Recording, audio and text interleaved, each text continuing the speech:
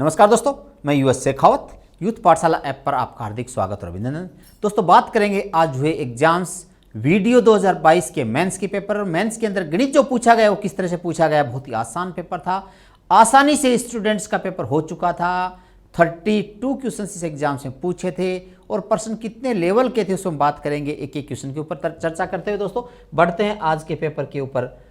करते हैं प्लान, देखिए किस तरह से प्रश्न पूछा गया था उसकी बात करते हैं। बहुत ही आसान प्रश्न, पहला प्रश्न पूछा दोस्तों प्रतिशत के ऊपर ले आए थे।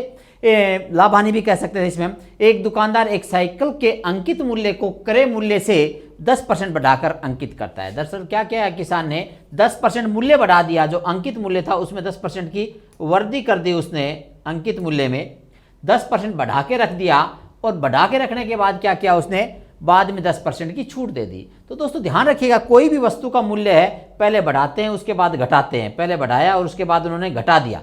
10% बढ़ाया और उसके बाद में 10% घटा दिया। तो इस कंडीशन में हम क्या कह सकते हैं, 10 बढ़ाता है और 10 घटाता है तो दोनों कंडीशन की बात करेंगे तो एक्चुअल में नुकसान ही होता है, हानि ही होती है, लाभ नहीं हो सकता। हम बेसिक बात कर लेते हैं। कोई वस्तु 100 रुपये की थी, 100 रुपये 10% बढ़ाएंगे, 110 रुपये लिख दिया। 110 पे 10% की छूट करेंगे, 11 रुपये की छूट कर देंगे, वस्तु 99 की बेच देंगे तो अल्टीमेट क्या होगा, उसे हानि होगी। दोस्तों क्या होगा, हानि होगी। वास्तविक जाकर लिखिए 10% तो 10 माइनस 10 प्लस तो माइनस 10 गुणा 10/100 अर्थात ये 10 कट जाएगा तो -1%, यानी 1% का लॉस हो जाएगा, हानि हो जाएगी, नुकसान हो जाएगा। ये था दोस्तों आपका पर्सन के बारे में बात करें, क्या होगा, 1% का लॉस होगा। आते हैं दूसरे पर्सन की ओर और दूसरा क्वेश्चन आपके सामने एक और। ये भी बहुत आसान प्रश्न डाला दोस्तों, ये अनुपात का प्रश्न डाल दिया। क्या करना चाहता है देखिएगा, पी और क्यू एक साथ एक व्यवसाय करते हैं दोस्तों, साझेदारी कह सकते हैं। अनुपात के साथ क्या कहते हैं, पार्टनरशिप है, ये साझेदारी है। पी और क्यू एक साथ एक व्यवसाय करते हैं और आरंभ किया, 3:5 के अनुपात में लाभ को प्राप्त कर लिया। इसके बाद करें दोस्तों, यदि क्यू 12 महीने के लिए कितना लिया, 80,000 रुपये लगाए और पी ने 72,000 रुपये लगाए, कितने महीने के लिए लगाए ये नहीं लिखा है, यही पूछा है। तो मान ला पी ने जो है वो एक्स महीने के लिए 72,000 रुपये लगाए तो पी की वैल्यू थी 72,000 गुणा एक्स अनुपात क्यू की वैल्यू 80,000 गुणा 12 समानुपात पी और क्यू के लाभ का अनुपात है दोस्तों 3:5। तो पी की पूंजी गुणा पी का समय अनुपात क्यू की पूंजी गुणा क्यू का समय समानुपात लाभ का अनुपात। दोस्तों थोड़ा छोटा करना चाहें अनुपात को, ये 3 0 यहाँ से 3 0 यहाँ से अनुपात में काट सकते थे। 8 से संख्या कटती है 9 बार और ये कटेगी 10 बार। अब आंतरिक पदों का गुणनफल बराबर क्या हो जाएगा, बाह्य पदों का गुणनफल कह सकते थे। तो दोस्तों यहाँ आ जाएगा हमारे 9 पंजो 45, 9 × 5 9 पंजो 45 x बराबर 12 × 36 360। दोस्तों 45 का इसमें भाग लग जाएगा तो x बराबर 360/45। 9 से काट देते, 9 चौके 36, 9 पंजो 45, 5 से फिर संख्या कट जाएगी 8 बार, उत्तर आ जाएगा 8 माह।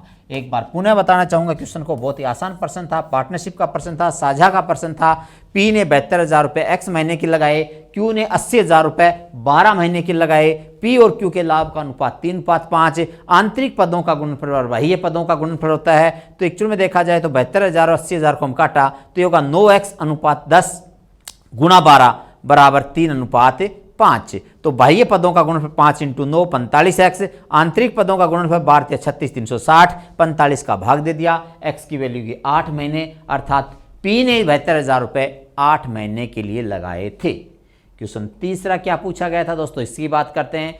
5 सेंटीमीटर त्रिज्या वाले एक वृत्त बिंदु P पर स्पर्श रेखा PQ के अंदर O से जाने वाली एक रेखा के बिंदु Q पर इस प्रकार मिलती है कि OQ 12 सेंटीमीटर है, PQ की लंबाई क्या है। दोस्तों बहुत ही अच्छा प्रश्न था। इस ज्योमेट्री के अंदर प्रश्न पूछा था, ज्यामिति का प्रश्न था। इन्होंने कहा कि एक सर्किल है, ये एक सर्किल लिया, सर्किल का बिंदु केंद्र बिंदु O मान लिया। फिर कह रहे हैं इसकी त्रिज्या कितनी दी, बोले त्रिज्या इसकी 5 सेंटीमीटर है। यहाँ से एक स्पर्शरेखा भी खींच दी इन्होंने, ये यहाँ गई, ये त्रिज्या ले ली इन्होंने दोस्तों, ये त्रिज्या है बोले 5 सेंटीमीटर की। ये हमेशा 90 डिग्री का कोण बनाती है। केंद्र से एक लाइन खींची इन्होंने और इस लाइन को यहाँ ये इसको जाके मिला देगी।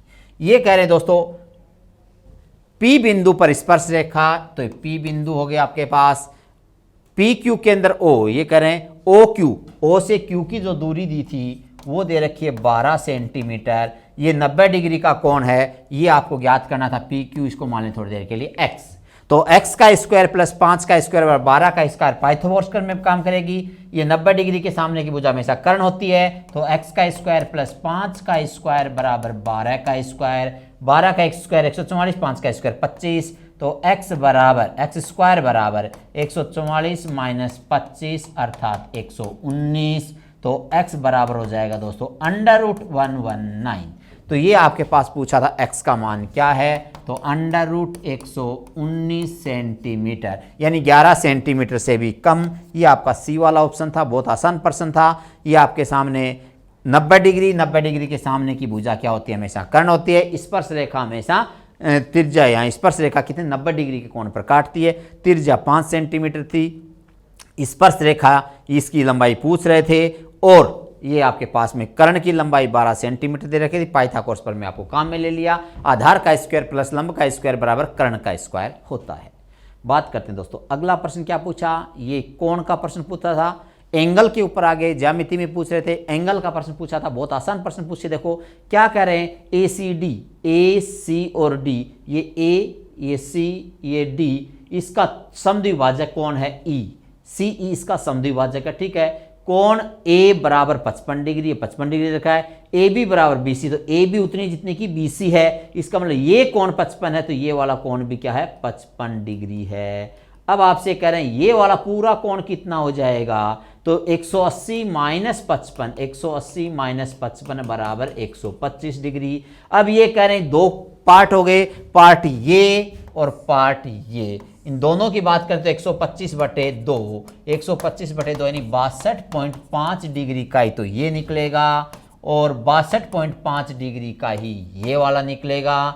तो आपसे पूछा क्या था दोस्तों, पूछा ए सी और ई, इसकी बात की थी, तो 62.5 डिग्री सही उत्तर था डी वाला। बहुत ही आसान सा क्वेश्चन पूछा था। ये 55 है दोस्तों, ये 55 है, तो ये वाला कोण भी 55 होगा। ये 55 है, ये वाला कोण भी 55 होगा, तो ये वाला कोण कितना हो जाएगा, पूरा। ये दो बाह्य कोणों के बराबर होता है वैसे तो, लेकिन एक लाइन के ऊपर तीनों कोणों का योग क्या हो जाता है, एक लाइन के ऊपर 180 डिग्री होता है, 180 माइनस 55, तो बाहर वाला जो कोण बचा था 125, इसका समद्विभाजक था तो 62.5 और 62.5। बहुत ही आसान सा प्रश्न था कोण का। अगले प्रश्न की बात करते हैं। नया प्रश्न दोस्तों दशमलव का प्रश्न, दशमलव भिन्न की बात कर रहा है, और इसमें डेसिमल की बात की थी। बहुत ही आसान सा प्रश्न देखिए, 15/5 का क्यूब, तो 13/5 का क्यूब, 5 का क्यूब दोस्तों 125, इसको भिन्न में बदलना है। अब 13 में 125 का भाग देने में आप लोगों को कई बार प्रॉब्लम आती है कि 125 बहुत लंबी संख्या है, कैसे भाग दें। तो नीचे आपको 0 0 बनाने के लिए क्या करना पड़ता है, 125 को किससे गुणा करूँ कि सारे 0 में कन्वर्ट हो जाए, यानी 8 से। तो आपने ऊपर नीचे 8 से गुणा कर दो। बहुत ही आसान प्रश्न देखिएगा, 13 × 8 104, 125 × 8 1000, 1000 का जब भाग लूंगा दोस्तों 3 पर दशमलव आएगी, तो 0.104, 0.104, ये आपका ऑप्शन आ गया दोस्तों बी वाला। क्या था एक बार वापस देखिएगा, 13/5 का क्यूब, 5 का क्यूब 125, 125 8 1000 होता है, 8 से ऊपर नीचे गुणा कर दिया, ऊपर हो गया 104, नीचे हो गया 1000, 1000 का 3 0, तो 3 पे दशमलव 0.104। ये आसान सा क्वेश्चन था। आते हैं अगले क्वेश्चन की ओर। क्वेश्चन नंबर 5 क्या करें, क्वेश्चन 5 दोस्तों आपके सामने आ गया। शहर की जनसंख्या की बात करने लगे, जनसंख्या वृद्धि, जनसंख्या कमी की बात कर रहे हैं, यानी प्रतिशत की बात कर सकते थे हम। एक शहर की जनसंख्या 1 लाख है, प्रथम वर्ष में 5% बढ़ेगी, अगले साल में 8% कम होगी, उसके बाद में 3% बढ़ गई। 3-4 तरीके होते हैं दोस्तों हल करने के लिए। एक चीज़ तो पहले इसमें 5% बढ़ा के इसमें जोड़ दें, फिर उसका 8% घटा दें, फिर उसमें 5% कम कर दें, एक साथ भी हो सकता था। किस तरह से करते देखिएगा, 1 लाख है जनसंख्या, वृद्धि हुई 5%, 105/100, फिर बोले कमी हुई 8%, बोले 92/100, फिर बोले फिर वृद्धि होगी 3%, बोले 103/100। अब दोस्तों आपको जो संख्या काटने हो काट लीजिएगा। ये 5 0 हम कम कर देते हैं, 2 4 और 1 5। अब और छोटा करना चाहूँ तो मैं और छोटा करूँगा, वो किस तरह से करूँगा, 5 से काट लेता हूँ, 21 5 105, और 5 दूनी 10, 2 से और छोटा कर देता हूँ, 46 को एक कट जाएगा 46। अब 46, 103 और 21 को करना है दोस्तों गुणा। 103 को 21 को 46 से गुणा करना था, तो मैं यहीं से गुणा कर देता हूँ आपको 46 को 103 से। तो 46 × 3, 46 × 3 कितना हो जाता है, 6 3 18, 4 3 12, 6 3 18, यानी 6 3 18, 8 4 3 12, 138, 138। एक हासिल हो जाएगी। फिर 46 एकम 46 और एक 47। इसको दोस्तों मुझे फिर गुणा करना है किससे, 21 से। तो क्या जाएगा, 21 8 168, 8 लास्ट में आता है, 21 8 168 168, 21 या 63 और 16, 63 और 16 यानी 79, तो ये 9 आ जाएगा।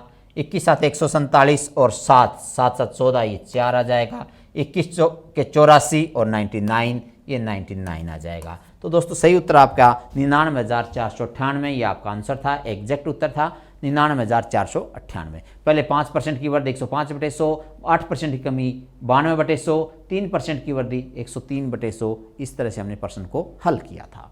बात करते हैं अगले प्रश्न पर, क्वेश्चन नंबर 7। दोस्तों बहुत ही आसान सा प्रश्न पूछा है। ये करा कक्षा में बच्चों की औसत आयु की बात कर रहा है, एवरेज एज की बात कर रहा था। शिक्षक की आयु बच्चों की आयु के बराबर है, बराबर वर्ष है। शिक्षक की आयु बच्चों की आयु के बराबर वर्ष है। शिक्षक की आयु क्या है, बच्चों की, शिक्षक की जो आयु बच्चों की संख्या के बराबर दे रखा था। एक्चुअल में ये बच्चों की आयु नहीं थी, बच्चों की संख्या के बराबर दे रखा था। यदि शिक्षक की आयु में भी सम्मिलित कर लिया जाए तो औसत आयु 1 वर्ष वृद्धि हो जाती है। तो दोस्तों बच्चों की संख्या नहीं दे रखी है, औसत आयु भी नहीं दे रखी है, तो दोनों से ही जानकारी अपर्याप्त है, प्रश्न को हल नहीं किया जा सकता। न तो शिक्षक की आयु दे रखी थी, न बच्चों की आयु दे रखी थी, न औसत आयु दे रखी थी, न बच्चों की संख्या दे रखी थी। तो कोई भी डेटा यहाँ दिया हुआ नहीं था, इसलिए जानकारी अपर्याप्त है। न तो कथन फर्स्ट और न ही कथन सेकंड। क्वेश्चन नंबर 8 की बात कर लेते हैं। ऋतु और प्रिया दो कैंडिडेट हैं यहाँ पर, और प्रश्न पूछा अनुपात का। ऋतु और प्रिया की वर्तमान आयु, औसत आयु का प्रश्न दोस्तों, एज वाला प्रश्न है। वर्तमान आयु का औसत क्या है, 22। आज उनकी आयु का औसत क्या है, 22। 8 वर्ष बाद, तो दोस्तों 8 वर्ष बाद औसत कितना हो जाएगा, 22 8 30, 22 और 8 30, औसत 30। तो कुल आयु कितनी हो जाएगी, 22 8 30, 30 गुणा 2, टोटल आयु होगी उनकी 60 वर्ष। कब है, 8 वर्ष बाद में उनकी आयु हो जाएगी 60 वर्ष। अब क्या कह रहा है, प्रिया और ऋतु की आयु का अनुपात 7:1। यहाँ ऋतु और प्रिया था, यहाँ प्रिया और ऋतु दे दिया। तो और पूछा किसकी आयु का है, प्रिया ऋतु। तो दोस्तों ऋतु की आयु कितनी मैं बात करूं तो ऋतु की आयु दूसरी कैंडिडेट है 8। अनुपातों का योग 15 गुणा 60, 15 से कट जाएगी संख्या दोस्तों, 15 चौके 60, 8 चौके 32। तो पहली की आयु तो 32 साल है, दूसरी की आयु यहाँ 7 लगाएंगे तो 7/15 गुणा 60, 15 चौके 60, 7 चौके 28। ये 32 और 28 वर्ष की आयु कब होगी, 8 साल बाद होगी। प्रश्न क्या पूछा है, 2 वर्ष पहले ऋतु की आयु और प्रिया की आयु का अनुपात क्या है, 2 साल पहले की। ये तो 8 साल बाद की आयु, 2 साल पहले अर्थात 10 साल का अंतर हो गया। तो इसमें से भी 10 घटा दो दोस्तों, इसमें से भी 10 घटा दो, ये बन जाएगा हमारे पास 22 और ये बन जाएगा हमारे पास 18। 22:18 यानी 22:18 यानी 11:9। तो ऋतु और प्रिया की आयु का अनुपात आएगा 11:9। आयु का प्रश्न था, आसान प्रश्न था, अनुपात के रूप में पूछा था। वर्तमान आयु का औसत 22 है, 8 साल बाद तो औसत 30 हो जाएगा, कुल आयु 30 दूनी 60 वर्ष हो जाएगी। प्रिया की आयु, तो पहले ऋतु की आयु की बात करते, ऋतु की आयु क्या है 8, प्रिया की क्या है 7। तो प्रिया की आयु 7/15 × 60 अर्थात 28 साल, और ऋतु की आयु कितनी 32 साल। कब होगी, 8 साल बाद। वर्तमान में कितना, 8 कम करते, ये 24 साल की होती, ये 20 साल की होती। 2 साल पहले ये 22 साल की होती, ये 18 साल की थी, अर्थात 22:18 या 11:9। ये आयु का प्रश्न था, बहुत ही आसान सा प्रश्न। और प्रश्न नंबर 9 क्या पूछा है, 9वां प्रश्न पूछा दोस्तों, HCF का प्रश्न पूछा है। HCF हाईएस्ट कॉमन फैक्टर क्या कहना चाहते हैं, देखिएगा। 30 सेमी, 90 सेमी, 1 मीटर 20 सेमी और 1 मीटर 35 सेंटीमीटर लंबाई मापने के लिए पैमाने की सबसे बड़ी लंबाई, सबसे बड़ी लंबाई का मतलब दोस्तों HCF। किसका HCF निकालना है, 30 और क्या दोस्तों 90 और क्या दोस्तों 120 और क्या दोस्तों 135। सबसे बड़ी संख्या जो सब में भाग जाता है दोस्तों, HCF की बात करें तो इनका HCF आ जाएगा 15 सेंटीमीटर। 15 दूनी 30, 15 छिके 90, 15 8 120, 15 9 135। तो 15 सबसे बड़ा, डायरेक्ट उत्तर दिख रहा था 15 सेंटीमीटर, कुछ करने की आवश्यकता भी नहीं थी। HCF पूछा था, 15 सेंटीमीटर के द्वारा सब नाप लिया जाएगा, उससे कम में नापा जा सकता है, बड़े में तो बड़ी से बड़ी पूछिए तो HCF हाईएस्ट कॉमन फैक्टर। अगला प्रश्न है, XYZ मिलकर एक काम को 10 दिन में करते हैं, तीनों ने एक साथ मिलकर काम प्रारंभ किया, 4 दिन बाद X चला गया। तो दोस्तों 4 दिन तक तो X ने काम किया ना, तो 4 दिन तक तो तीनों व्यक्तियों ने काम किया। तीनों व्यक्तियों ने एक साथ स्टार्ट किया, 4 दिन में कितना काम कर देंगे, 4/10 काम कर दिया। 4/10 का मतलब दोस्तों मैं क्या कहूँगा, 4/10 यानी 2/5 काम। 2/5 काम हो गया, शेष काम क्या बचा, शेष काम बचेगा 3/5 शेष। तो शेष कार्य होगा, शेष कार्य ये होगा 3/5। ये 3/5 काम कौन करेंगे, बोले 3/5 काम x चला गया, शेष कार्य YZ ने 10 दिन अधिक दिन लगाकर पूर्ण किया, यानी YZ ने 10 दिन में ये 3/5 काम किया। तो पूरा काम YZ कब करेंगे, YZ 10 दिन और लगाकर काम किया है, तो Y और Z, Y व Z मिलकर उस काम को पूरा करेंगे। तो करेंगे 10 गुणा 5/3 अर्थात 50/3 दिन में Y और Z मिलकर काम को कर देते हैं। अब आपने कहा दोस्तों XYZ मिलकर 10 दिन में करते हैं, Y और Z मिलकर के 50/3 दिन में करते हैं, तो अकेला X कितने दिन में करेगा, अकेला X कितने दिन में करेगा। तो क्या करेंगे, 3 मिलके कर रखा है, 2 ने मिलके कर रखा है, अकेले का पूछा है, तो एक काम कर लीजिएगा, एक दिन में XYZ करते 1/10 काम, एक दिन में X और Z करते Y और Z करते 3/50 काम। तो ये आपका लघुत्तम आएगा 50, 5 - 3 2/50 यानी 1/25 अर्थात X अकेला उस काम को करेगा 25 दिन में। X अकेला कितने दिन में करेगा, 25 दिन में। तो ये समय और कार्य का प्रश्न था, डायरेक्ट आप कर सकते थे। XYZ 10 दिन में करते हैं, 4 दिन काम किया, 6 दिन का काम बच गया। अब 6 दिन वाला यानी 60% काम बचा था, 60% काम इन्होंने 10 दिन में किया, तो पूरा काम कितने दिन में करेंगे, तो आपका 50/3 दिन में काम करेंगे। 50/3 दिन में X चला गया, Y और Z ने मिलकर किया 50/3 दिन में काम, XYZ तीनों मिलकर करते हैं 10 दिन में काम, तो एक दिन में तीनों मिलकर करते हैं 1/10, 2 व्यक्ति एक दिन में करते 3/50, तो X अकेला एक दिन में काम करेगा 1/25 अर्थात 25 दिन में X अकेला उस काम को पूरा कर देगा। बात करते हैं टाइम वर्क के बाद में। अगला प्रश्न पूछा दोस्तों वापिस से, उभयनिष्ठ गुणनखंड दे रखा है, एलसीएम एचसीएफ का प्रश्न फिर आ गया दोस्तों। बहुत ही आसान प्रश्न डाले थे, देखिएगा, दो संख्याओं का एलसीएम लघुत्तम समापवर्त 125, उच्चतम उभयनिष्ठ गुणनखंड 5 यानी एचसीएफ 5, वे संख्याएं ज्ञात कीजिए। एक संख्या 25, दूसरी पूछे दो संख्याओं का गुणनफल एलसीएम और एचसीएफ के गुणनफल के बराबर होता है। दो संख्याओं का गुणनफल एलसीएम और एचसीएफ के गुणनफल के बराबर होता है, तो LCM into HCF, LCM into HCF बटा एक संख्या बराबर दूसरी संख्या, बटा एक संख्या बराबर दूसरी संख्या। 25 निमा 225, 9 पंजो 45, तो दूसरी संख्या दोस्तों 45 थी, 45 थी दूसरी संख्या। तो एलसीएम इंटू एचसीएफ बटा एक संख्या बराबर होता है दोस्तों दूसरी संख्या। एलसीएम एचसीएफ का छोटा सा क्वेश्चन नंबर 11 के बाद बात करेंगे 12 की। बहुत ही आसान सा छोटा सा क्वेश्चन क्या करना चाहता है, देखिएगा, ये एक जनरल प्रश्न डाला था दोस्तों। एक मित्र दूसरे से क्या कहता है, यदि तुम मुझे 100 रुपए दे दो तो मैं तुमसे दुगना धनी हो जाऊंगा। दोस्तों इक्वेशन मत बनाना, डायरेक्ट प्रश्न को हल करने की कोशिश करना। क्या कह रहा है पहला व्यक्ति, यदि दूसरे को कह रहा है भाई तू मुझे 100 रुपए दे दे तो मैं तेरे से दुगना हो जाऊंगा। तो यहां बात करें यदि 30 और 170 होता है, इसको 100 देता है, 130 और 70 दुगना नहीं होता। ये कहता 40 और 170, ये कहता मुझे 100 दे दे, तो ये इसको 100 देता है, इसके पास हो जाता है 140 और अगले के पास क्या बचता 70। ये दुगना हो गया कि नहीं हो गया, 70 दूनी 140 डबल हो गया कि नहीं हो गया। इसका मतलब ये आपका उत्तर सही था, ये उत्तर सही था, ज्यादा करने की आवश्यकता भी नहीं पड़ी। दूसरा उत्तर देता है कि यदि तुम मुझे 10 रुपए दे दो, ये 10 रुपए दे दे, कौन सा पहले वाला दूसरे को, तो मैं तेरे से कितना हो जाऊंगा 6 गुना। ये इसको 10 देता है, इसके पास क्या बचता 30 और उसके बाद होता है 180, ये देखो 6 × 18 6 गुना। इसका मतलब आपके पास पहले वाले के पास 40 रुपए थे और दूसरे वाले के पास 170 रुपए था। आसान सा प्रश्न ऑप्शन से हो रहा था, आपको ज्यादा इक्वेशन बनाने की आवश्यकता नहीं थी। अगला क्वेश्चन क्या करता देखते हैं। ये कह रहा दोस्तों एलसीएम पूछा वापिस से, लघुत्तम समावर्तक के बारे में बात की है। बहुत अच्छा प्रश्न। क्या करेंगे, थोड़ा सा फैक्टर करना पड़ेगा।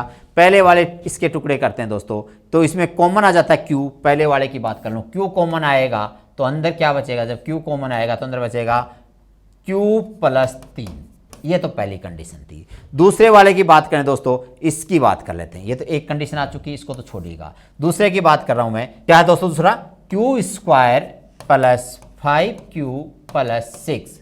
क्या कहा, गुणा 6 योग 5, 3 दूनी 6, 3 दूनी 6, तो Q square plus 3q plus 2q plus 6। अब दोस्तों इसमें से q कॉमन ले लेता हूँ, क्या बचेगा q प्लस 3। यहाँ मैं 2 कॉमन ले लेता हूँ, क्या बचेगा मेरे पास q प्लस 3। क्या कंडीशन आ जाएगी, तो q प्लस 2 और q प्लस 3।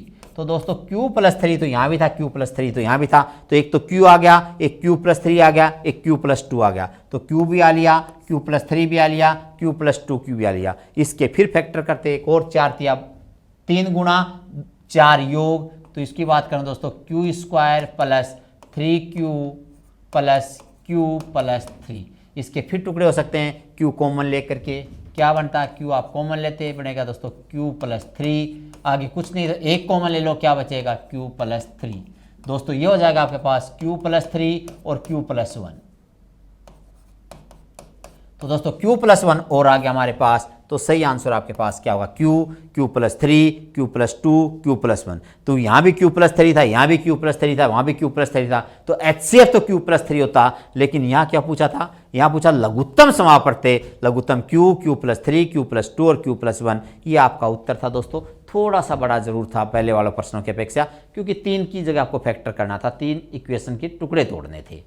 प्रश्न अगले की बात कर लेते हैं दोस्तों। एक स्कूटी 50,000 नगद अथवा 10,400 नगद डाउन पेमेंट पर 4 बराबर वार्षिक किस्तों के साथ उपलब्ध है यदि सकल ब्याज की दर, दोस्तों सकल ब्याज का मतलब SI से बात करा, साधारण ब्याज की बात की है, ब्याज की दर 25% वार्षिक है, तो प्रत्येक वार्षिक किस्त की राशि क्या आएगी। बहुत ही शानदार प्रश्न दोस्तों, ऐसे प्रश्न हमारी किताबों के अंदर बहुत मिलेंगे आपको। RBD की जो हमारी किताब आती है लेखक US शेखावत, उसके अंदर आपको इस प्रकार के प्रश्न आपको मिल जाएंगे। क्या कहा था दोस्तों, 50,000 था, 10,400 रुपये तत्काल दे दिया, बचा कितना, तो 50,000 में से 10,400 रुपये घटा दो, बचेंगे 39,600, 39,600 रुपए शेष बचे। ये कह रहा है 4 वार्षिक किस्तें, साधारण ब्याज है 25% की दर से, 4 साल का पहले ब्याज जोड़ देते तो 39,600 का 25 के 100% दोस्तों क्या कह सकते थे, इतना रुपए और जुड़ जाएगा, तो 39,600 के अंदर जोड़ना है क्या, 39,600 रुपए का 4 साल का 25% की दर से ब्याज, तो ये 100 कट जाएगा और ये जुड़ जाएगा, तो 0 0 6 दूनी 12, 6 दूनी 12 और 39 दूनी 78 और 4 दूनी 8, 88, 9 दूनी 18, 19, 3 दूनी 6 और 1 7, 79।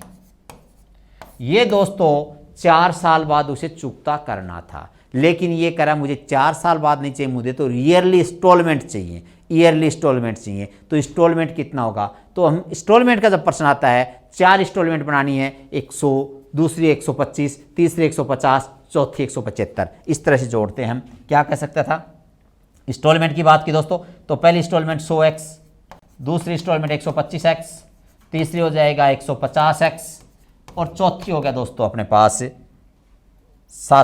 175x।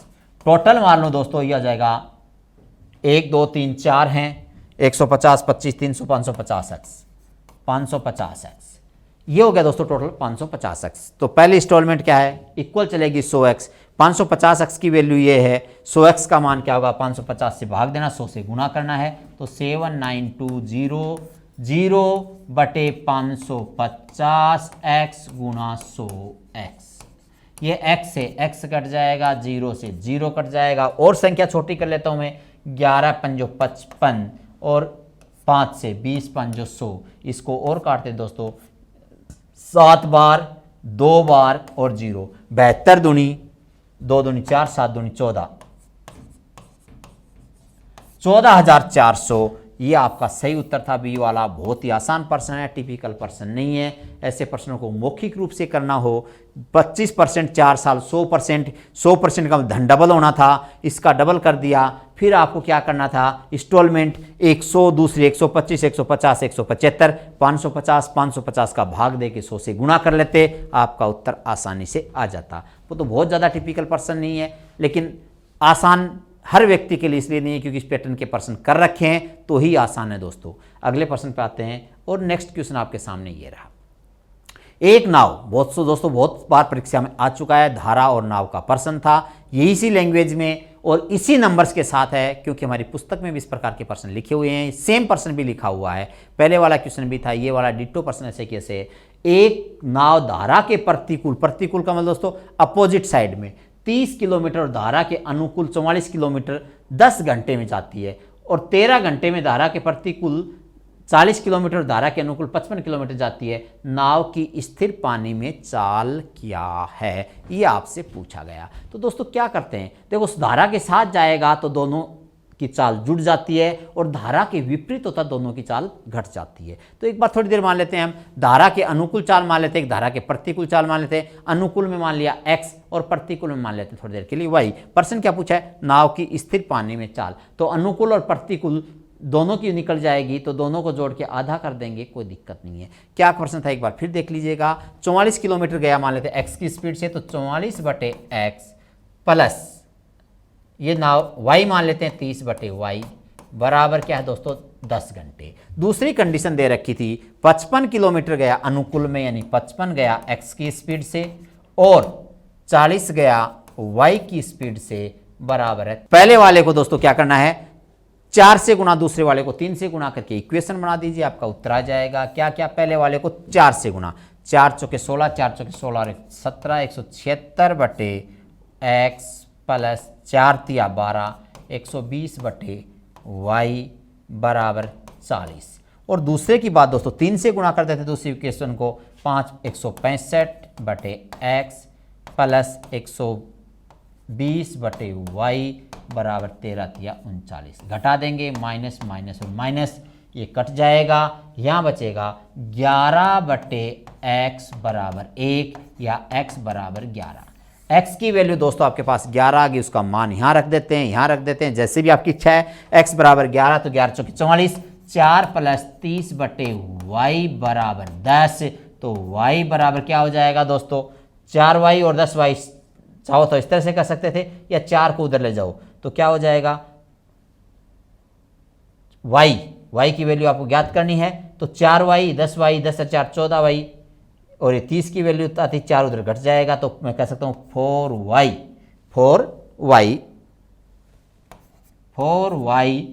प्लस 30 बराबर 10y, अर्थात 6y बराबर 30, तो y बराबर हो जाएगा दोस्तों 5। एक 5 और एक 11। आपसे पूछा नाव की स्थिर चाल, तो दोनों के योग का आधा, 11 प्लस 5/2, 11 प्लस 5/2 अर्थात 8 किलोमीटर पर आवर। यह है स्थिर जल में नाव की चाल, 8 किलोमीटर पर आवर। और धारा का वेग पूछते दोस्तों, अंतर का आधा, योग नाव का स्थिर जल में चाल पूछेंगे तो दोनों के योग का आधा, तो आपका आंसर आएगा 8 किलोमीटर प्रति घंटा। धारा और बोट वाला जो प्रश्न है, नाव धारा यानी बोट वाला जो प्रश्न आता है, उसके अंदर से टॉपिक के अंदर सेम प्रश्न दे रखा है, और लंबे समय से कई एग्जाम्स में पहले भी पूछा जा चुका है। क्वेश्चन नंबर 16 पर बात करते हैं, और ये दोस्तों वापिस एक कोण की बात क्या करें, x का मान पूछा था। ओके, तो दोस्तों यहां पर हम बात कर लेते हैं a/b + c, LM/MK, LM/MK बराबर PN/NK। यह है दोस्तों आपके पास त्रिभुज का प्रश्न है, और त्रिभुज का प्रश्न आपके पास कहेंगे ज्यामिति का प्रश्न था, त्रिभुज का प्रश्न था। LAB + C MK की बात की थी, तो a/b + c बराबर x/c। क्या पूछा था, x का मान पूछा था, c इधर आ जाएगा, x बराबर AC/b + c। ये आपका उत्तर था। कितना आसान सा प्रश्न था, बहुत ही इजी प्रश्न डाला था, कुछ भी नहीं पूछा, एकदम सिंपल सा क्वेश्चन आपके सामने दिया गया था ज्यामिति में से। क्वेश्चन नंबर 16 के बाद 17 की बात कर लेते हैं। एक बल्लेबाज का 40 पारियों में बल्लेबाजी का औसत क्या है, 50 रन है। ओके, उसका उच्चतम स्कोर न्यूनतम स्कोर से 172 रन अधिक है, यानी हाईएस्ट और लोएस्ट का अंतर है 172 अधिक है। यदि उसके उच्चतम और न्यूनतम स्कोर को हटा दिया जाए तो बाकी 38 पारियों का औसत कितना 48 रन हो जाता है। बल्लेबाज का उच्चतम स्कोर क्या है, बहुत ही आसान सा प्रश्न दोस्तों। क्या करना चाहिए, सबसे पहले उसने कुल कितने रन बनाए, 40 × 50, 40 × 50 माइनस यदि 172 रन दी के क्या कह रहा है, उन दो पारियों को छोड़ दें, हाईएस्ट वाली को और सबसे कम वाली को हटा दूं तो 38 गुणा 48, 38 इंटू 48। ये अंतर निकाल लीजिए दोस्तों, ये सबसे बड़ी और सबसे छोटी पारी का रन आएगा। 5 चौके 20, 2000 माइनस 8 8 64 यानी 4, 8 3 24, 8 चौके 32, 32 और 24 और 6 तो 24 36 और 32 62 यानी 6 और 4 3 12 और 6 18। दोस्तों ये बचा मेरे पास 176, 176 रन किसके हैं, सबसे बड़ी पारी और सबसे छोटी पारी का। उनका अंतर है 172, अंतर 172, इसका मतलब एक 174 है और एक 2 है। 172 इनका अंतर है, इसका अर्थ है दोस्तों एक 174 है और एक 2 रन है, अंतर दोनों का 172 है। ये आपका उत्तर आ गया। तो ये पूछा था हाईएस्ट बल्लेबाज का उच्चतम स्कोर क्या है, तो उच्चतम स्कोर 174, 174, ऑप्शन नहीं दिख रहा है, कोई गलती कर दी टाइप ने हमारी आंसर में। 170 दो बार लिख दिया, 174 सही उत्तर है। क्या उत्तर आएगा, 174, 174 सही उत्तर आएगा। ये को मिसप्रिंट कर दिया 174, 170 नहीं, 174 और 170। तो सही आंसर दोस्तों 174 रन, ये आपका एग्जैक्ट उत्तर था। अगले प्रश्न की बात कर लेते हैं। नेक्स्ट क्वेश्चन क्या कहता है, एक 2 अंकीय संख्या उलट जाती है तब उस संख्या का 1/5वां भाग उसमें जोड़ा जाता है। क्या कह दिया, एक 2 अंकीय संख्या उलट जाती है, कब, तब उसमें संख्या का 1/5 भाग जोड़ा जाता है। यानी किसी संख्या 2 अंकों की एक संख्या, उसका 5वां हिस्सा यदि उसमें जोड़ दूं तो अंक उलट जाते हैं। वैसे तो मुझे दिख रहा है साफ साफ 2 अंकों की संख्या में 5 का भाग जाए, अंक उल्टे, तो दोस्तों ऐसी संख्या एक ही बनती है, 4 5 5 4 बनेगी, क्योंकि 5 4 5 में ही भाग जाता है। लेकिन चूंकि आपको इतना याद नहीं है तो मैं इसको इक्वेशन से समझाने की बात करता हूं। 2 अंकों की एक संख्या, तो एक्चुअल में देखा जाए तो संख्या 45 थी और प्रश्न क्या पूछा है, 45 का 40% 18 हो जाएगा। डायरेक्ट उत्तर ले सकता था, लेकिन यहां प्रश्न को समझने की बात करते हैं। 2 अंकीय संख्या अंक उलट जाते हैं, 2 अंकों से XY मान लेता हूं तो ये Y और ये 10X, ये दोस्तों संख्या 10X प्लस Y। फिर क्या करा है, उस संख्या का 1/5वां भाग इसमें जोड़ दूं, किसमें, इसमें 1/5वां भाग जोड़ दूं तो 10x प्लस वाई बटे 5 यदि मैं जोड़ दूं, अंक उल्टेंगे तो y और x होगा दोस्तों, तो 10y प्लस x हो जाएगा। वापिस देखिएगा, संख्या क्या मान लिया आपने, अंक मान लिया xy, इसका मतलब इसको बोलता हूं मैं 10x प्लस y, ये है मेरे पास संख्या। तो पहला अंक इकाई का तो x y लिया, दहाई का अंक 10, तो 10x बन जाएगा। 5 लघुत्तम ले लेते हैं तो 50x plus 5y plus 10x plus y बराबर 50y प्लस 5x। दोस्तों यहाँ पर 50x और 10x कितने हो गए दोस्तों, 60x, और ये मैं 5x इधर लिया हूँ तो मेरे पास हो जाएगा कितना, 55x। क्या हो जाएगा, 55x। क्या क्या एक बार वापिस देखो, 50 और 10 60, 5x इधर लाके घट जाएगा, क्या बचेगा 55। मैं उधर ले जाता हूँ, 50y था मेरे पास, 5 और एक 6y कम हो जाएगा, क्या बचाएगा दोस्तों 44y। संख्या कटेगी, 11 5 55, 5x बराबर 4y। y नीचे ले आता हूँ, x बटे y बराबर क्या हो जाएगा दोस्तों 4/5।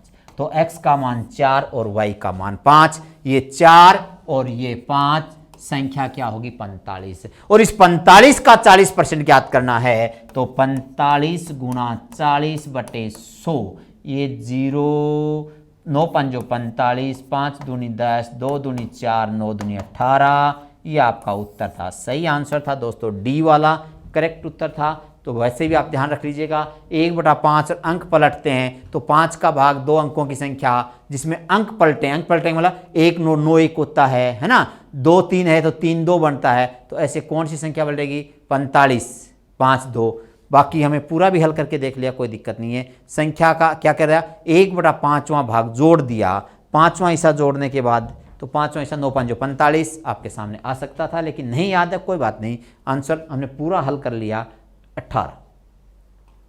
अगला क्वेश्चन, एक परीक्षा में उत्तीर्ण होने के लिए 33% अंक आवश्यक हैं। दोस्तों प्रतिशत का प्रश्न पूछा था, बहुत आसान सा प्रश्न है। 238 अंक प्राप्त किए और 26 से अनुत्तीर्ण हो गया। इसका मतलब पास होने के लिए कितने अंक चाहिए थे, 238 प्लस 26, 238 प्लस 26, तो 8 और 6 14, 8 और 6 14, 2 1 हासिल 3 और 3 6, और ये हो गया 2, 264 अंक मिलते तो वह पास हो जाता। और 264 अंक दोस्तों 33% पूर्णांक यानी मैक्सिमम अंक की बात करते हैं तो 100 से गुणा कर देते हैं। संख्या कटेगी, ऑटोमेटिक नहीं कटेगी तो भी काटना तो पड़ेगा ही पड़ेगा। कितनी बार कटेगी उसकी बात कर लेते हैं। 11 या 33, 11 से काट रहा हूँ पहले, 11 दूनी 22, 11 चौके 44, फिर 3 से काट रहा हूँ 8 और आंसर हो गया दोस्तों 800। पूर्णांक था 800 नंबर का। बहुत ही आसान सा प्रश्न था। एक परीक्षा में उत्तीर्ण होने के लिए 33% चाहिए थे, विद्यार्थी को मिले 238, फेल हुआ 26 से, यानी 26 और मिल जाता अर्थात 264 हो जाता तो पास हो जाता, यानी 33% होते तो 264/33 पूर्णांक चाहिए था। 100 से गुणा कर दिया, कितना हो गया 800। 800 नंबर का एग्जाम का पेपर था। क्वेश्चन नंबर 19 के बाद ये 20वां क्वेश्चन।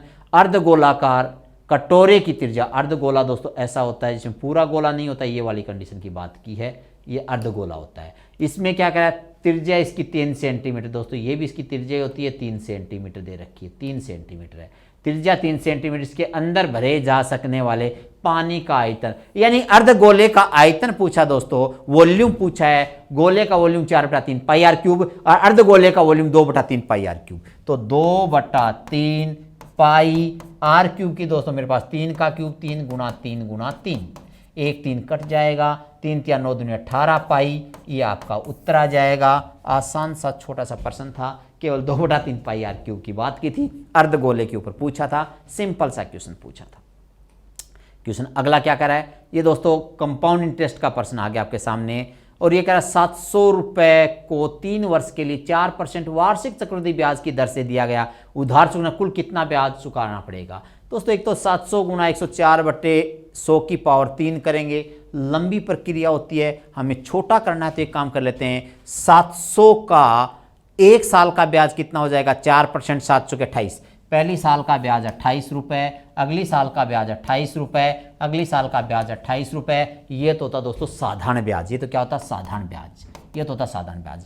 अब बात करते हैं कंपाउंड की, तो पहली साल के ब्याज का ब्याज 28 का 4%, 28 का 4%, 25 चौके 100 था, 4 तिया 12 होता है 112, 112, 112 क्या होता है दोस्तों, प्रतिशत हटाएंगे दशमलव लग जाएगा तो 1.12, 1.12, तो यहाँ ब्याज आएगा 1.12, यहाँ भी ब्याज आएगा 1.12। अब इस 28 का भी आएगा दोस्तों एक बार 1.12, ये तो हो गया ब्याज। अब बात करते हैं इस 1.12 का भी तो 4% आएगा, उसकी भी गुणा कर लेते हैं तो कितना हो जाएगा, तो 12 चौके 48, 448, तो 448 दशमलव कितने पर, ये लगा लेते हैं दोस्तों दशमलव। अब इसको मुझे जोड़ना है सारी संख्या को, 28 28 28 कितना हो जाता है 28 × 3 84, एक 85, एक 86 और एक 87, तो 87 तो रुपए हो गए। अनुपात दशमलव संख्या की बात कर लेते हैं, 8 भी आएगा, आएगा साहब, 4 भी आएगा, वो भी आएगा, 4 2 6 2 8 और 2 10, 10 का मतलब 0 आएगा, एक हासिल हो जाएगा, 1 और 1 2 और 1 3 और एक हासिल थी 4 आ जाएगा, तो ये आएगा 87.4048, ये 87.40 ये ऑप्शन था, इसके आगे वाला उत्तर दे नहीं रखा था, 87.4048 ये आपका उत्तर आता है एग्जैक्ट, और ऐसा 0.40 पे लाके छोड़ दिया क्योंकि 87 रुपये 40 पैसे कर दिया, ऊपर वाले पैसे का कोई वैल्यूशन बचता नहीं है। आते हैं दोस्तों 21 के बाद 22वें क्वेश्चन पर, और 22वां क्वेश्चन क्या कह रहा है, बहुत आसान प्रश्न दोस्तों। क्या करा, एक सर्किल दे दिया, सर्किल के अंदर एक चतुर्भुज बना दिया। प्रश्न क्या क्या दिए गए चित्र में ओ वर्त का केंद्र है, ACBO, ACBO एक समांतर चतुर्भुज है दोस्तों। समांतर चतुर्भुज पैरेललोग्राम की बात करूं, आमने सामने की भुजाएं समान होती है। समांतर चतुर्भुज में आमने सामने की भुजाएं समान होती है। ये त्रिज्या इसकी R है तो ये भी त्रिज्या R है, ये भुजा R है तो ये वाली भुजा भी R है, तो ये वाली भुजा भी R ही होगी, राइट। यदि मैं इस पे एक लंब डाल दूं इस तरह से यूं, तो ये भुजा भी क्या होगी, जो OC भी R ही होगी, ये भी R होगी, OC भी क्या होगी दोस्तों R ही होगी। अब मैं यहां बात करूं, ये वाला कोण, ये तीनों भुजाएं समान है, ये R ये R ये R, ये तीनों भुजाएं समान हो गई थी मेरे पास R R R, तो ये कोण और ये कोण सारे क्या होंगे 60 डिग्री 60 डिग्री और 60 डिग्री। ये बात करें तो ये वाला कोण दोस्तों यहाँ 60 डिग्री है, इधर वाला कोण भी हमारे पास 60 डिग्री है। तो कोण सी की बात करें 60 + 60 बराबर 120 डिग्री का कोण है। ये पूछा है कोण ACB की बात की है। ये पूरा कोण 60 + 60 120 डिग्री होगा। आसान सा क्वेश्चन था दोस्तों, बहुत इजी प्रश्न था, एकदम सिंपल क्वेश्चन दे रखा था। बात करते हैं अगले क्वेश्चन की। 24 किमी यदि 24 किसी संख्या के 3/4 का 2/3 है तो उस संख्या का 1/4 क्या है? 24 क्या है? कोई संख्या है, उसके 2 संख्या पता नहीं था, संख्या इसके 3/4 का 2/3 बराबर क्या है? 24। उसका 1/4 ज्ञात कर लेंगे। तो पहले संख्या तो बता दें, 3 से कट गया 3, 2 से कट गया 2, x बराबर कितना होगा? 24 दूनी 48। इसका 1/4 चाहिए तो 48 का 1/4 12 चौके 48, 12 आपका उत्तर आ जाएगा। बिल्कुल सिंपल सरलीकरण का प्रश्न था, आसान सा प्रश्न दे रखा था। संख्या x का 3/4 का 2/3 बराबर 24, x की वैल्यू थी 48। 3 से 3 कट गया 2 दूनी 4, यानी संख्या का आधा 24 है, संख्या 48 है, चौथा हिस्सा पूछा था तो 12 हो जाएगा। अगला प्रश्न देखते हैं। क्वेश्चन देखिए दोस्तों, ये आपके पास अलजेब्रा में डाला है। AQ + BQ + CQ - thrice AB = A + B + C plus क्या कर दिया दोस्तों? फॉर्मूला दिया आपके सामने, देखिए AQ + BQ + CQ - thrice ABC बराबर होता है A + B + C और A² + B² + C² - AB - BC - CA। ये होता दोस्तों आपका फॉर्मूला। तो इसके ऊपर वाली की जगह आपने क्या कर दिया, ये और ये वाली संख्या नीचे उतार दी, ये वाली संख्या उठा के इसके नीचे लगा दी, तो क्या आएगा? A + B + C। तो दोस्तों आपका उत्तर आता 0.2 + 0.3 + 0.5 बराबर 1। बहुत ही आसान सा छोटा सा क्वेश्चन है। 0.2 + 0.3 + 0.5 बराबर 1। 2 और 3 5 5 10 यानी 1 आपका उत्तर आ गया दोस्तों। इतना आसान प्रश्न एग्जाम्स में देखने को नहीं मिलते हैं जल्दी से। बहुत इजी प्रश्न दे रखा था आपके सामने, ये अलजेब्रा का बहुत ही आसान सा प्रश्न। अगला प्रश्न भी फिर आपको दिया, रेखीय समीकरण का प्रश्न दिया और यहां पूछा अनंत हल विद्यमान कब होते हैं? 3 कंडीशंस होती हैं दोस्तों। यूनिक सॉल्यूशन, कोई हल नहीं, और अनंत हल। जब अनंत हल की कंडीशन आती है A1/A2 = B1/B2 = C1/C2 की कंडीशन लागू होती है। तो आपसे पूछा गया है कि अनंत हल के लिए k का मान क्या होगा? तो हम कहते हैं दोस्तों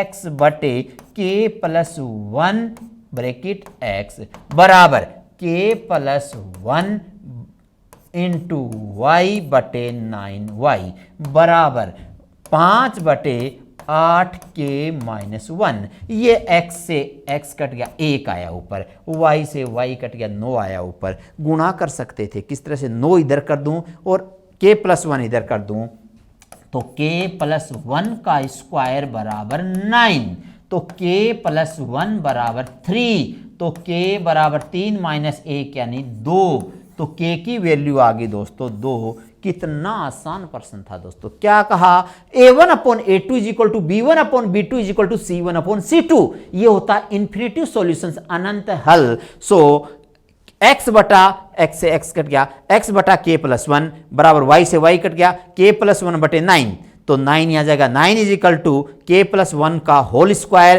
तो k + 1 बराबर होल स्क्वायर, तो अंडर कर देंगे 3, 1 इधर चल जाएगा, k बराबर क्या हो जाएगा? 2। पूछा था k का मान क्या होगा? 2 रख देंगे दोस्तों तो क्या हो जाता? ऊपर 1/3, यहां 2 था, 2 3, 3/2 यानी 1/3, 5 8 दूनी 16 - 1 15, 5/15 यानी 1/3। तो सही आंसर था आपका 2। ऑप्शन से भी कर सकते। क्वेश्चन नंबर 25 आते हैं दोस्तों। क्वेश्चन नंबर 26 के ऊपर नया क्वेश्चन आपके सामने ये रहा।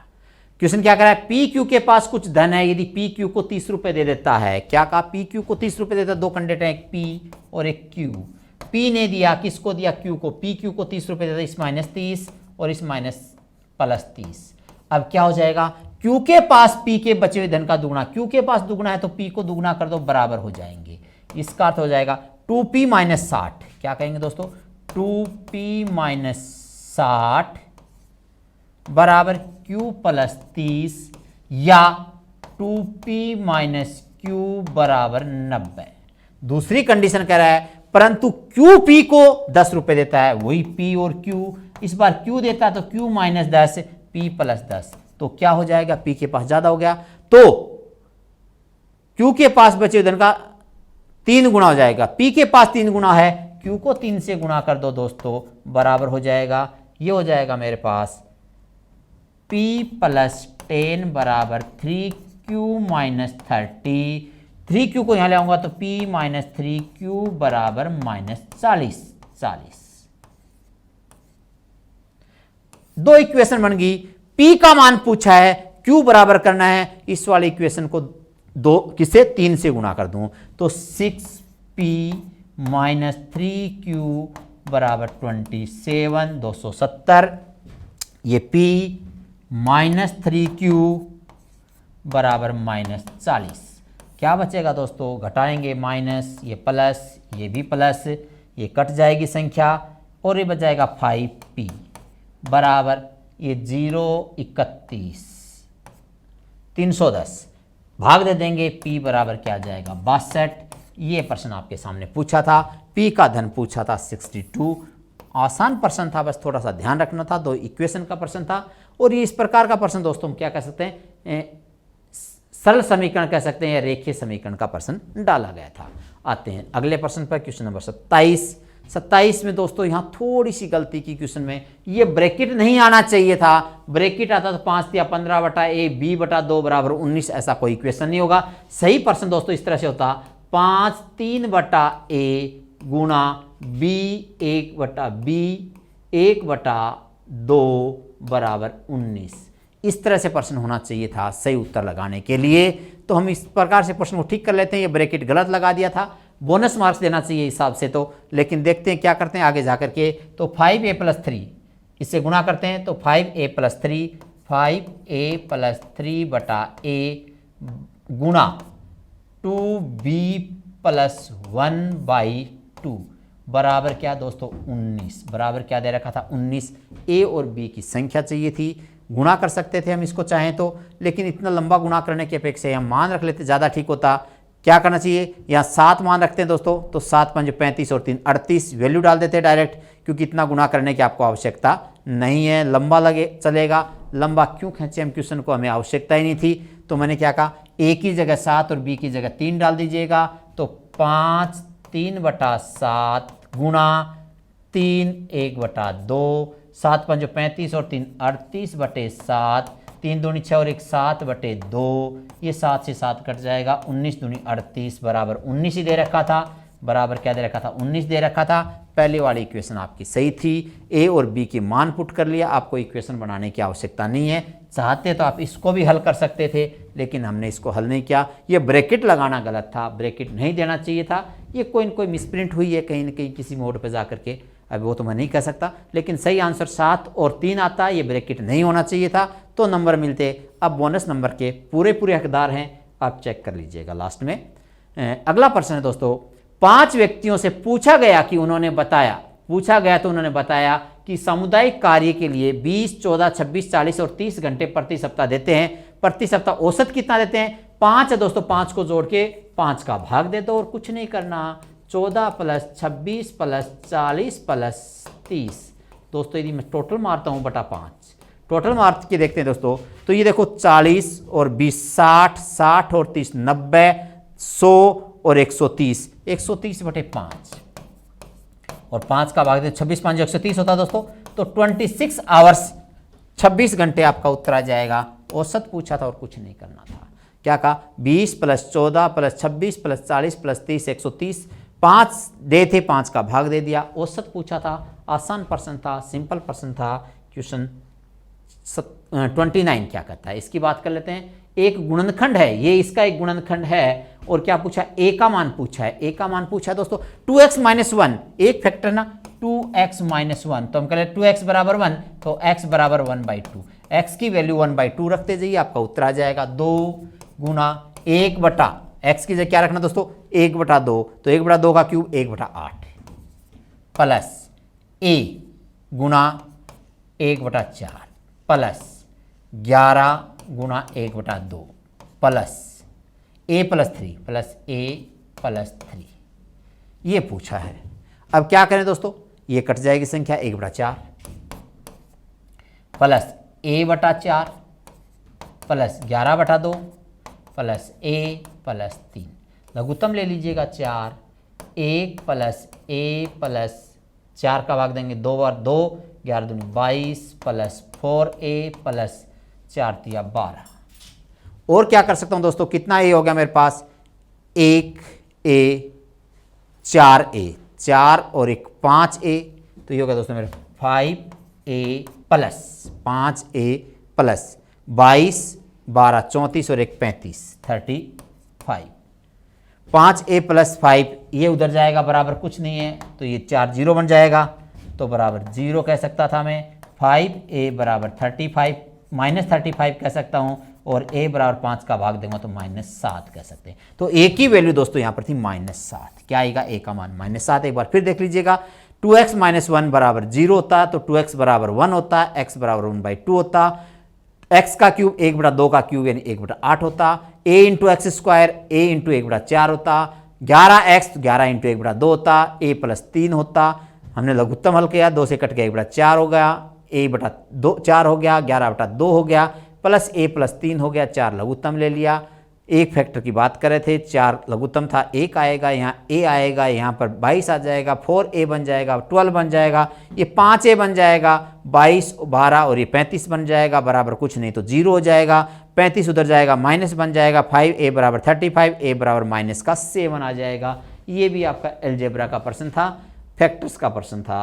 अगले प्रश्न की बात करते हैं, 30वां औसत का प्रश्न दोस्तों। 8 व्यक्तियों की औसत आयु 2 वर्ष बढ़ जाती है जब 20 और 24 वर्ष वाले 2 व्यक्तियों को 2 महिलाओं में बदल दिया जाता है। इन दोनों महिलाओं की औसत आयु क्या है। क्या करा, 8 व्यक्तियों की आयु 2 वर्ष बढ़ गई, प्रति व्यक्ति कितना हो गया, तो 8 दूनी 16 साल बढ़ गई। 8 व्यक्तियों की आयु 2 वर्ष बढ़ गई, तो 8 दूनी 16 साल बढ़ गई। तो क्या करूँ दोस्तों, 20 प्लस 24 प्लस 2 इंटू 8 यानी 16, 16 24, 16 प्लस 24 40 और 20 60 साल हो गई।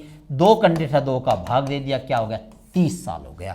तो प्रश्न क्या पूछा था, दोनों महिलाओं की औसत आयु क्या है, 30 वर्ष है। ये आपका प्रश्न था। क्वेश्चन फिर देखिएगा, 8 व्यक्तियों की औसत आयु 2 वर्ष बढ़ जाती है जब 20 वर्ष और 24 वर्ष वाले 2 व्यक्तियों के स्थान पर 2 महिलाओं बदल दिया जाता है। एक 20 साल का, एक 24 साल का, औसत बढ़ी कितनी, 8 दूनी 16 साल। इसका मतलब इनकी टोटल आयु कितनी हो जाएगी, दोनों महिलाओं की 60 साल। तो 60/2 यानी 30 वर्ष हो जाएगी। औसत आयु की बात की थी। प्रश्न 31 क्या कहता है, ये बात कर लीजिए। कोण की मान पूछा है, x का मान पूछा दोस्तों। किसका मान, x का मान। तो मैं एक बार यहाँ बात करूँ थोड़ा सा, ये वाला y है, ये वाला क्या होगा, इसकी बात कर रहा हूँ। ये वाला दोस्तों x प्लस x यानी 3x होगा, x प्लस 2x यानी 3x। तो 3x ये कोण y है, प्लस y बराबर ये वाला कोण 3y। ये y को उधर ले जाऊं तो 3x बराबर 2y। आपको तो x का मान चाहिए, तो x बराबर 2/3y। x का मान हो जाएगा दोस्तों 2/3y। ये आपका उत्तर था 2/3y। बहुत ही आसान प्रश्न था, लंबा चौड़ा नहीं था। ये x, ये 2x तो कोण C, बाह्य कोण 2 आंतरिक कोणों के योग के बराबर होता है त्रिभुज में। तो x और 2x ये 3x के बराबर था। अब ये C और D की बात करूं इधर से मैं, तो ये y और ये 3y, तो सॉरी 3x, तो 3x प्लस y बराबर किसके बराबर, 3y के बराबर। तो 3x प्लस y बराबर 3y, y उधर चल जाएगा तो 3x बराबर 2y, x बराबर 2/3y। तो x 2/3y के बराबर था। और दोस्तों लास्ट क्वेश्चन आया था इस एग्जाम का, वो 32वां क्वेश्चन। ये क्या, समचतुर्भुज, एक समचतुर्भुज के विकर्णों की लंबाई दे रखी दोस्तों 24 और 18 सेंटीमीटर। रोम्बस की बात करा, समचतुर्भुज चारों भुजाएं समान, आमने सामने के कोण समान, विकर्ण एक दूसरे को समकोण पर समद्विभाजित करते हैं। इस तरह की कंडीशन दे रखी होती है। ये एक रोम्बस, ये रोम्बस है दोस्तों। और रोम्बस में क्या बताया, एक विकर्ण 24 का, ये 24 का है, दूसरा विकर्ण 18 का, ये 18 का है, ये 90 डिग्री का कोण है। 24 की आधी भुजा 12, 18 की आधा भुजा 9, ये 9 सेंटीमीटर वाली भुजा है यहाँ से लेकर के यहाँ तक की। ये मैं A डाल देता हूँ थोड़ी देर के लिए, B डाल देता हूँ, ये O डाल देता हूँ। तो OA है 12, OB है 9, AB पूछेगा तो 12 का स्क्वायर प्लस 9 का स्क्वायर, 12 का स्क्वायर प्लस 9 का स्क्वायर का अंडर रूट 144 प्लस 81 का अंडर रूट 225 का अंडर रूट 15 सेंटीमीटर आपका उत्तर आ जाएगा। पाइथागोरस प्रमेय से आसानी से प्रश्न हो जाता है। यही प्रश्न सेम हमारी बुक के अंदर भी दे रखा था, एज इट इज डिटो। तो दोस्तों कुछ प्रश्न तो बुक के अंदर एज इट इज डिटो संख्याओं के साथ भी हैं, कुछ प्रश्न आपकी लगभग उसी प्रकार के पैटर्न के प्रश्न है, कोई प्रश्न बाहर नहीं था। जो हमने आरबीडी की बुक गाइड निकाली थी उसके अंदर से भी करीब करीब पूरा पेपर आपका हल हो रहा था। तो बहुत ही आसान सा पेपर दोस्तों, मैच कर लीजिए अपने एग्जाम्स के प्रश्न को। एक प्रश्न थोड़ा सा डाउटफुल दिया था, ब्रैकेट गलत जगह दे दिया था, सही जगह देना चाहिए था। बाकी सारा प्रश्न बहुत ही आसान था, बहुत ही इजी था। निश्चित रूप से आपके समझ में आया होगा। और आगामी भी प्रश्नों को देखने के लिए आप आरबीडी की पुस्तकें खरीद सकते हो। साथ के साथ हमारे यूट्यूब चैनल और ऐप पर जाकर भी बहुत से पेपर आपको मिल जाएंगे, उनको भी पढ़ सकते हो। थैंक यू दोस्तों। जय हिंद, जय भारत।